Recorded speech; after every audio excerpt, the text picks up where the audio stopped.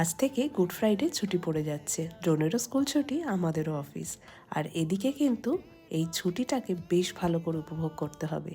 খাওয়া দাওয়া ঘোরাফেরা সব দিয়েই কিন্তু এই লং উইকেন্ডটা কাটবে।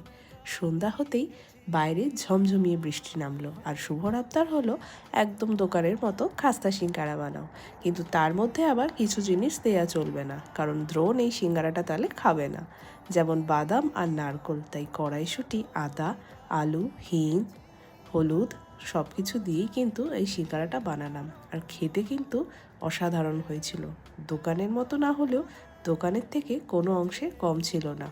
প্রত্যেকবারের মতো সিঙ্গারা বা যে কোনো জিনিস কেমন হয়েছে শুভকে জিজ্ঞেস করাতে কিন্তু শুভ মুখটা এরকমই করে। তাই আমাদের কিন্তু আজ সন্ধ্যাটা চা সিঙ্গারার সাথে বেশ ভালো কাটলো। তোমাদের কেমন কাটলো জানাতে কিন্তু ভুলো না।